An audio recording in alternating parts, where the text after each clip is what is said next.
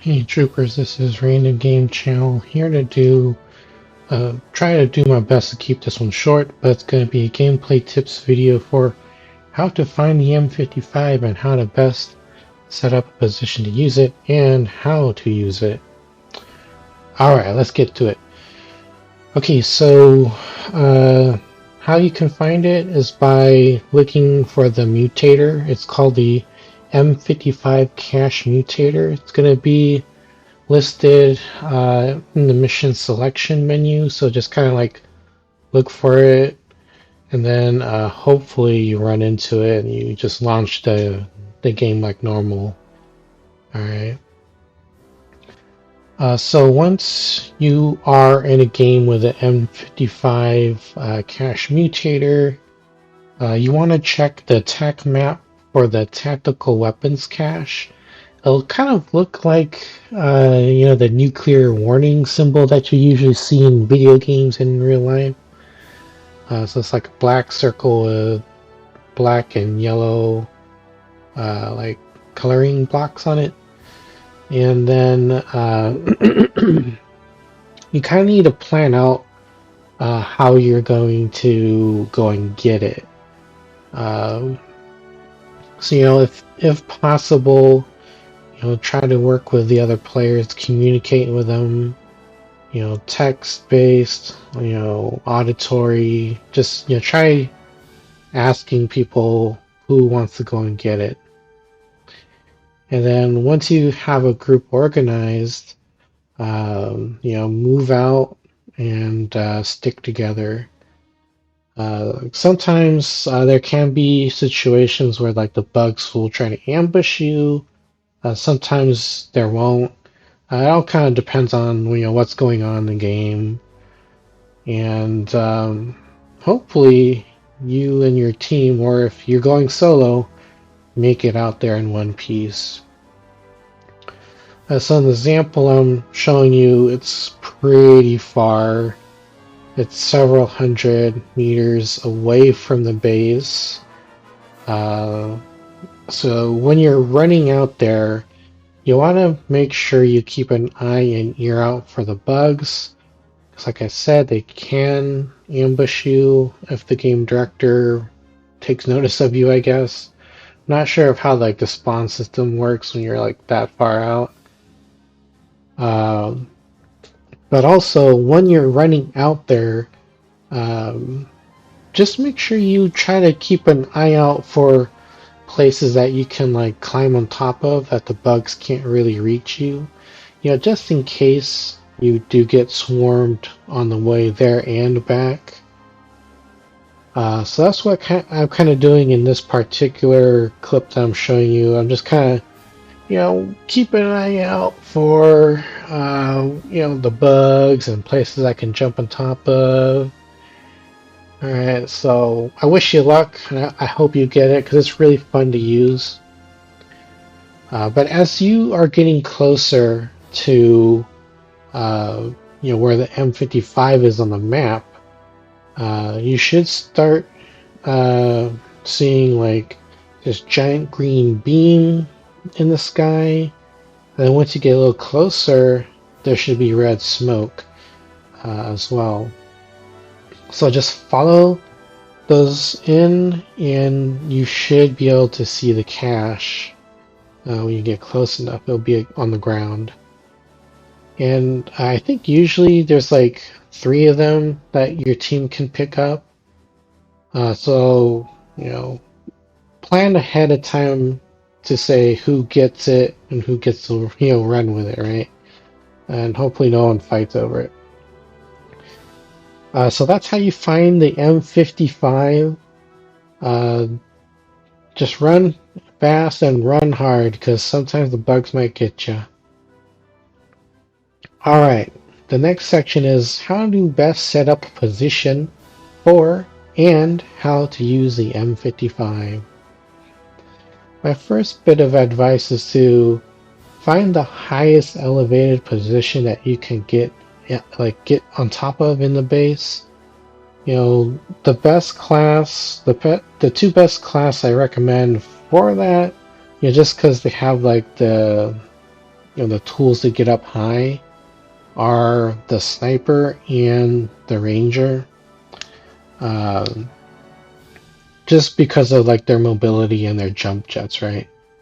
The second best candidate, or I should say the third best candidate, would be the Demolisher because they get like that passive perk where they can just deal X amount of extra damage for any explosion device that they use. So any explosive that they are wielding, you'll get bonus damage. I don't know the number and what percentage, but they do. You can check old patch notes for that if you go to their main website. So those like the top 3 classes that can make really good use of it. And I guess you can even throw in the engineers simply because they'll supply the ammo. Which kind of brings me to the next thing. Like once you do find a suitable like position to camp in that has like some cover, you want to do your best to make sure an engineer drops off ammo crates and or ammo fabricators, because you only get 2 shots with this thing, and once it's up, that's it. That's it. No more. So make sure you get the engineers to drop off ammo for you, or else you'll just be kind of sad face, and you're not gonna be using it anymore. But anyways, as far as like the position that you want to camp in, I do want to say that you want to do your best to find somewhere that has even just like a little bit of cover, because you're going to be in an elevated position. You're very exposed. Things like the gunners, grenadiers, and infernos, they will target you if they can. Hopefully with the clips I'm showing you, you might see some of that actually happening. So just keep your eyes and open, and keep your ears open. Work on your environmental skills. You're gonna need to keep an eye out for them for sure. Okay. And if an engineer actually does drop off those things for you, ask them to also, if there's room for it, build short walls so that you have something to hide behind. Alright, so with the M-55, this thing, I'm not 100% sure on the lethal blast radius, but I think it might be around 30 meters. Maybe 3 wall lengths. So it's pretty generous. You can hit something on the very perimeter of it, and it'll one-hit kill the bug. So yeah. So in terms of lethality, you can pretty much one-hit kill drones, both the warrior types, tigers, what else? I'm about to say scorpions, the inferno, grenadier, gunner. So those bugs, and bombardiers if you so happen to have one in the blast radius. So all those bugs will get one hit killed. The only things I haven't really had a chance to test this out on are the Royal Guards, Royal Guard Elites, Tankers, and Scorpions. I really doubt you can one-hit kill those boss bugs, so the Royal Guard Elites, Tankers, and Scorpions, because I think that'd probably be like too OP. It might produce a crap ton of stun damage on them, so maybe that's worth looking into. Yeah.